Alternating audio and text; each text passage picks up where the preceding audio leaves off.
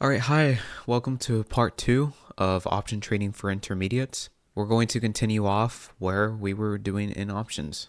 Now, if we look at this red line, you can see that there's like these red lines right here. And these red lines occur whenever the price isn't gaining, neither is it losing. And that's exactly what it stands for. And we actually call this a break even level. It just means that you're not making money and you're not losing money. So you're always, and listen to me, you're always going to break even by the expiration date in comparison from your strike price to the price that you bought the option. Now, what does that exactly mean? And this is going to be mind-boggling to you, but this is actually how options work. And this is how I know exactly how much my option would gain or lose because it's understanding the nature of it. Look, the break even level is at 420 because, and in fact, it's precisely at 420.05. And the reason why the expiration is at 420.5 is because as you get to the expiration date, what do you have right now? You don't have extrinsic. Remember, you don't have extrinsic because there's no time left. What do you have left? You have intrinsic. But how much intrinsic do you have? Well, it's simple. If the strike price that you bought was at 415, but the current price right now, which is what would happen right here, is at $420, that means that the price is $5 above your strike price.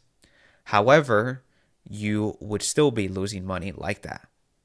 How? Because you might be saying, but how is that even possible? Well, it is. It is possible because the thing is, remember that you bought this option nonetheless. And whether the price goes up or down, it doesn't matter where it goes. You still had to place a certain amount of money just to get into this position. So if this position doesn't go up enough, but it just stays still, like over here, you're not going to lose money and you're not going to make money. But if the price goes to 420, you're going to lose money a bit because you bought the current contract at $505. So you need that slight improvement of 5 cents in the share price, which isn't much. It would be like $5 in an option, but that's how you can know exactly how much you're losing and winning. Now, that's super important. That's very important because I can do this with any stock I do, and that's exactly what I do. I look at, it doesn't matter if I'm looking at silver, I'm looking at, well, crypto. I know that you have a bit of options. It's more with futures, but it doesn't matter what asset. If you're using options and you have a strike price, the break even level is always going to be the strike price included by the price that you bought it at, if in the case that you're buying options. So if you're buying a call, the way how you know the break even level at the expiration date is by simply grabbing the strike price. So let's say this one, $182.5, and adding that by the price that you would have to pay, which would be $179. In this case, it's $1.79. So you just add that to $182.50. And that addition should give you the break-even level of that option. Okay?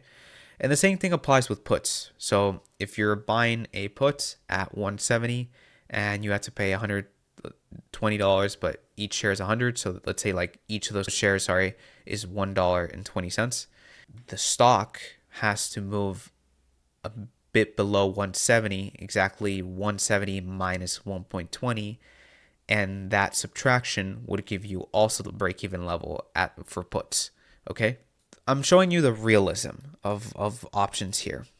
There's several criterias because that's the thing about this. Like, this is such a abundant world that I could be talking about this sort of thing for hours and hours about everything about it. But I want you to learn the most fundamental and necessary things just so you can get started. So what's important to understand is what I showed you between the break evens, and knowing that as time passes on, this purple line is going to reach the green line.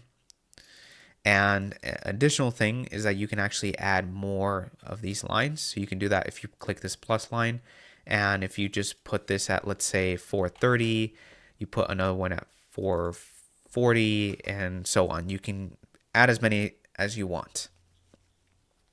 But what's important is that you place these sort of labels or these sort of lines at targets where you think the price is likely to reach in a quick amount of time. And then if you have your stop loss, well, you can simply, let's say if your stop loss was at $400, or let's say $405, there you go. That's your stop loss. And how much would you be losing? Like $300, okay? But that's just for an example. This isn't exactly what I would do, but that's what it is. The great thing about this is that if you look at this 430, you would be making $1,100 if the price is able to reach to that target by March 15. If it reaches there a little bit less in time, that's great. You actually make more money, which is logical, okay? Now that we understand a bit more about this graph, the very basic things about it, now what I want to show you is the put side. So the put side is going to be exactly the same as how you see the call side. You can see that the call side before had this sort of like check mark towards like slanting to the right. The put is always going to be the left, because remember, the prices towards the left side are decreasing. So obviously in a put, you make money as the price goes down.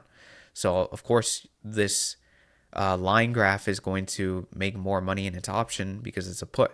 And then for calls, it's the contrary, where you have it up. Now, a funny experiment about this is that if you add, let's say we change the option a bit. Let's say we take 405 and I'm holding my control key and I click this other one, you're going to see something interesting happen. And I want you to pause this and think what will happen. Think like logically, seeing how calls and puts work. What do you think this is going to look like? So look, it looks like this, right? Makes sense, because if the price goes up, you make money. If the price goes down, you make money. So you might be thinking like, wait, is this the vertical spread?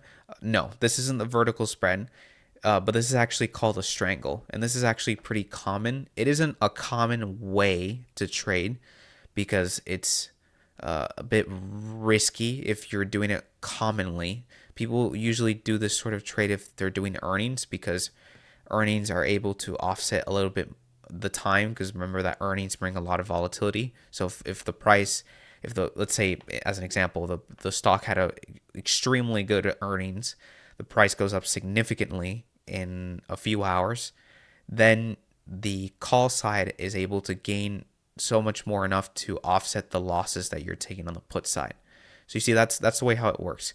And that's why you can even see here that you have a bigger loss if the price goes down. Because remember, you're buying a call and you're buying a put. You're basically purchasing two options at once. And if those two options don't go above their strike price plus what you bought them for, and if the put side doesn't go above the strike price that the minus by the ask price, then you lose both of the options. That's why really a strangle is more common if you're very confident that there's going to be volatility in the stock. But that's what happens for strangles. So this is what we call like a neutral trade, because you're not extremely confident whether in each direction, but you know that the price is, what's for certain is that you know that the price is going to move a lot. You just don't know where.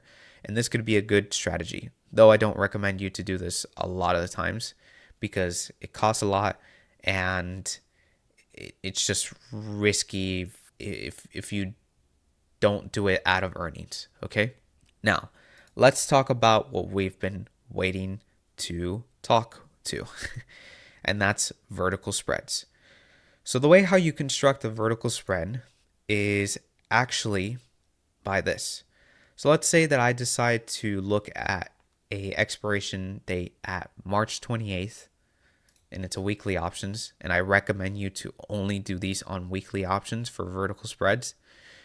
What I aim to do is to look at the put side. Now,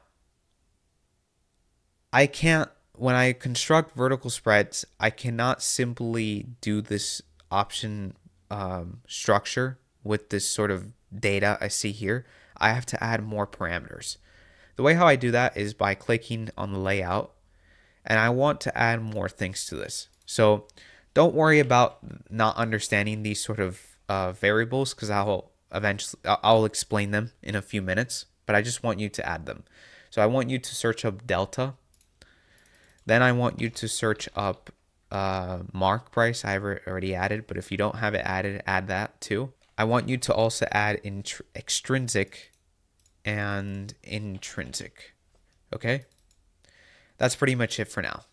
Click OK, and you should have more numbers, which in reality, you just have more columns. You have the same type of columns on both sides.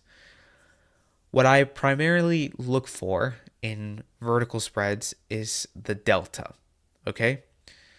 Now, the delta that I try to find for puts is a delta between, in this case, if it's a vertical spread, I try to find a delta that has somewhat around 25 to 18, right?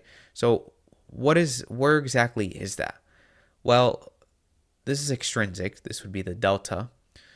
So you can see it here, 25 and 19. So I would be choosing one of these options. Now, let's say that I decide to choose this one, right? Now, how do we make a vertical spread? What you do first is you click on the bid side. So you want to sell this option. It's actually this one, the strike price. You want to sell it, and you want to hold the control key, and then do exactly what I'm doing. Click on the strike that's above this one. So instead, I'm not going to sell it again. I'm going to click to buy. Okay. Now, you can see that there's different things that you haven't done before, and I'm going to explain to you. One, you can see that this is now saying vertical spread. This isn't saying single or anything. It's just saying vertical spread. And there's something here called credit. Okay. Don't worry about it. Click on Analyze Trade, and this is what you get. So this may look like confusing. Just it may be like, wow, this is interesting, right? It is. If you remember how this graph works, the positive side here are the profits. The downside here is the losses. Now, you might be thinking like, wait a minute, but the profit here is like $68, but the price right here, the loss that we can have is $432. Like Santi, what are you thinking? This actually looks like a bad trade. No, it's not. It's not, depending on a few things. So first of all, the first thing I look for, and this is something that you're going to have to just get better at technically, but I am just going to explain it. So when you construct these vertical spreads, you want to pay attention to the strike price difference and to the credit that you're receiving. So the strike price difference between these two is $5. But that's 100 shares, so that's about $500. And the credits that I'm receiving is $68. So the thing about selling options is that every time that you sell an option, you're going to receive a credit. You're not paying a debit because you're not paying for options. You're actually getting money. In fact, when you make this trade, when you construct it, you execute it, the broker will actually pay you money. You're not going to pay money out of your pocket. Now, you might be thinking like, that sounds amazing. Like, we're going to get paid just to click a few buttons and look at technical analysis. Yes, but there's the risk, right? The risk is that if you were completely off and you entered not in a good area and you kept your trade until you knew that the price was going down further and further, well, you'd reach the death valley, which is $430 of a loss. But we can avoid that. The way how we avoid this is it's simple. First of all, if we look at the option chain, recall what we did was we looked at a delta from 25 to 19. You first always sell the option that's closest to in the money. So we chose to decide to sell an option that's closer to us because 395 is closer to $407 compared to 385, right? That's common sense. So that's why I chose to sell this option because remember, as a strike price is closer to in the money, what does the value show? There's more value in it. It costs more. Because it costs more and we're selling it, we're receiving a premium, right? Which is the credit. We're receiving what the option should cost for the buyer. So if a buyer decided to buy this 395 or sorry, this 390 option, the seller would receive 244, or in this case the bid 234, because that's what they're agreeing on. At least the mark price, what's the agreed price would be 239. Okay, that's like more exact, but that's what a seller's receiving. So they're receiving a credit. And that money, where's that money coming from? That money is coming from the buyer because you both are going against each other. You think that the price is not going to go below the strike price because that's the point. You don't want, of course, that this strike just goes in the money because it will increase in value. You want that buyer who bought the option out of you loses his money so that you keep the premium he gave you. Okay, so this is a whole game of going against another person. But out of that though, from this value, because you're close, the strike price is closer to you, this is going to be worth more. So what you're selling is worth more to what you're buying. Because when we made the vertical spread, we sold this strike price, which was 390, and the strike above us, we bought it. But because of what we're selling is 234, so we received $234, but we're buying $175. Okay? Now, you would say, wait, so then why do you buy? Why don't you just sell? Why do you have to buy another option? Well, look, the thing about selling options, remember the way how options work. When you're an option buyer, you have infinite gains, right? You have infinite gains. If you buy a call and the stock keeps going up, you're going to make more money. You're going to keep making money as long as, the expiration date hasn't been passed. And it doesn't matter like what other conditions. It's just simple. If the price keeps going up and up and up and up, that option that you're receiving is going to increase and increase and increase in value. Same as said, if the price goes down for puts, that put is going to increase in value as well, infinitely. Of course, like the absolute price, if the price goes down, is $0. But even then, that's a lot. It's not infinity, but it's almost there. Like you would make money. But that's the thing about selling options, right? What happens is that because you're giving this privilege to the buyer is proving you wrong.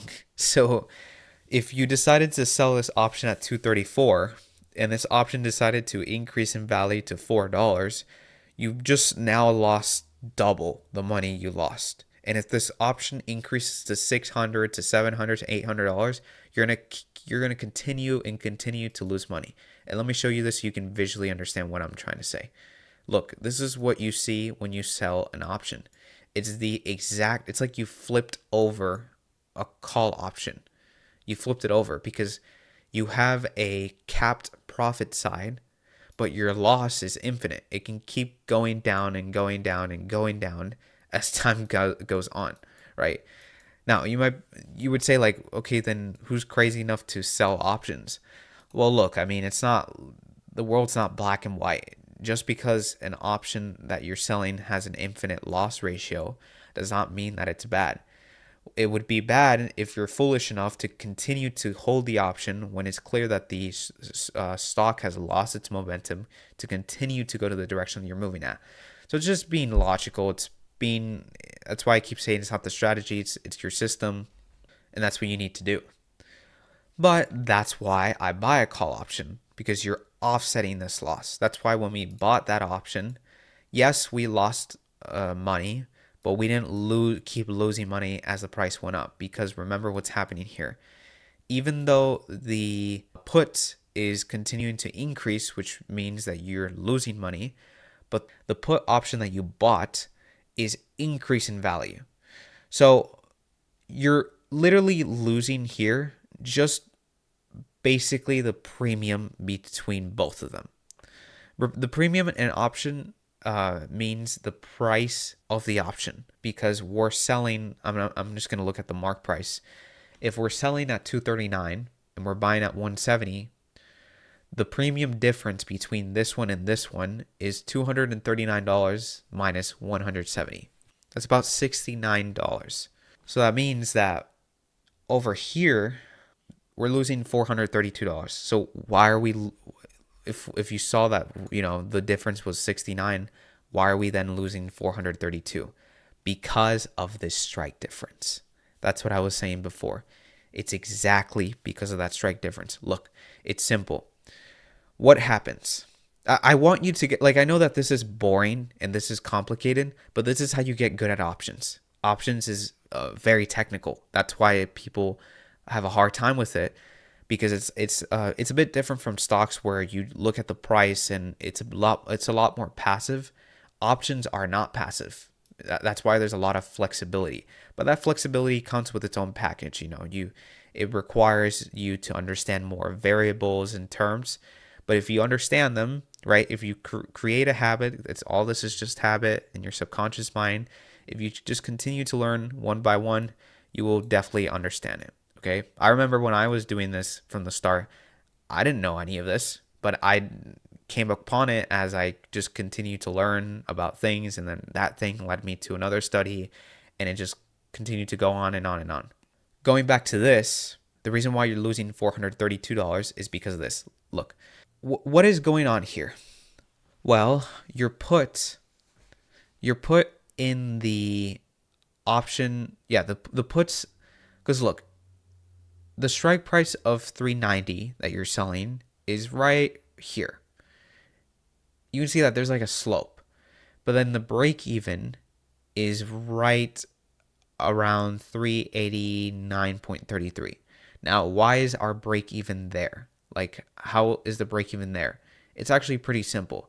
If you grab the option that you're selling and you subtract it by the credit, that should give you that should give you the price of the break even.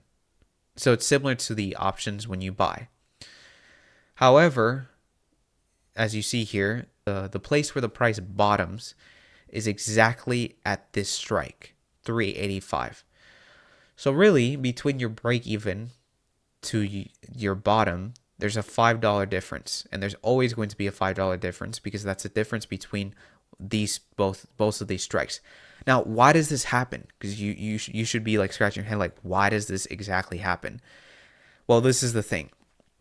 Your broker, the thing is that the broker thinks that you're going to liquidate these options, and that's why you are losing this. Because essentially, you're using a bit of leverage when you're doing this, because you're selling things that you don't hold. You're making a transaction like that, and the broker just simply likes to hold collateral in these cases, and it's because if these options liquidate, which means that remember what happens if the strike price goes inside in the money and the options expire, then you have to liquidate them, right? And remember about people who buy options. They can liquidate whenever they want. However, it's not that you shouldn't be scared about that, right? Don't be scared that they liquidate whenever they want, even if you're selling, because when you're buying an option, you're always going to lose money if you decide to liquidate an option, which means that if you decide to take your stock options, your options that converted to stock, way early before the expiration date. You would just lose money. So the only time, like I've personally never, and I've never heard from anyone that their options were liquidated by the buyer before the expiration date. Like I've never heard of that because the buyer would lose money. It actually would be the buyer would be extremely stupid if they did that because they would be losing money. But nonetheless, the broker still hedges against that scenario, and that's why you are losing. Because remember, if the buyer bought the put option at 390 and the price is at 385, they're making $500. And that $500 has to come from somewhere, from the stock, and that money is coming from you. So that's why you're losing that amount, and that's always going to happen. Now, with this, you can now understand, okay, that's very cool. I can understand the max loss, the max profit, how this will move. But what I still don't understand is why are we still making a trade like this if we have, if we're risking like $432 to only make $68? Well, in normal scenarios, that would be true. It would be foolish to do a trade like this. But it's not, because, look, we're selling a put that's far from us, and that's why the delta is important. We're selling a strike at 390. Where's 390 exactly in Microsoft? It's right here. Now, in normal circumstances, in a trade like a vertical spread, I would never place a vertical spread that close. I would always place a vertical spread depending on other indicators, like farther away, like let's say right here, like because that's too close for this demonstration. It was right there. If the price goes below 390, well, you already saw what happens in the risk profile. That's the cool thing about this. You don't have to look at the chart. You already can see what will happen in the option looking at this. So that's the thing. But however, look at what's special. If the price, let's say, goes to 395, right? So even though the price right now is at 407 and you're bullish, but if the price goes to 395 all the way down, and let's say it decided to stay there until expiration date, you would say, well, we would lose money. Nope, that's not right. You actually would make the max money. Why? Because you're selling. Remember what happens. The puts here, because they haven't gone in the money. Look, if you bought this one, if you were the buyer to the seller, the only way how you're going to make money by the expiration date is if this put is in the money. That means that the price has to go below 390, but it's not. It's at 395. So you, the seller, the premium is at 0 and you keep the full premium. So that's the deal about vertical spreads. It doesn't matter where the price goes, whether it goes down, whether it goes up, whether it's completely backfired. It doesn't matter. What matters is that it's hard for the price to reach to that strike price in that amount of time that you're looking for. That's the cool thing about vertical spreads. And that's why I love to use them. I use them a lot when I trade because you don't have to be right. And I think that's a big portion why people, it's not a bigger portion is risk profile, but if we talk about just specifically strategies, the biggest portion of why people don't do well over seasons in trading is because they are never, it's not that they're wrong in the direction, it's because they weren't right in the amount of time, especially in options, which happens a lot.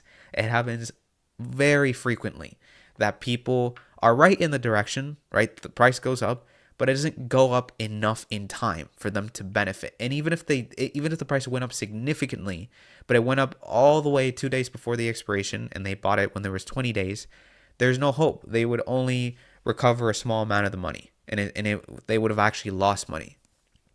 But in this, that's not the case. It doesn't matter for me whether the price stays still, it goes up, it goes down. I only care that the price doesn't go below 390. Okay? So that's at the end for this. We're going to continue this in the next video. So I'll see you there.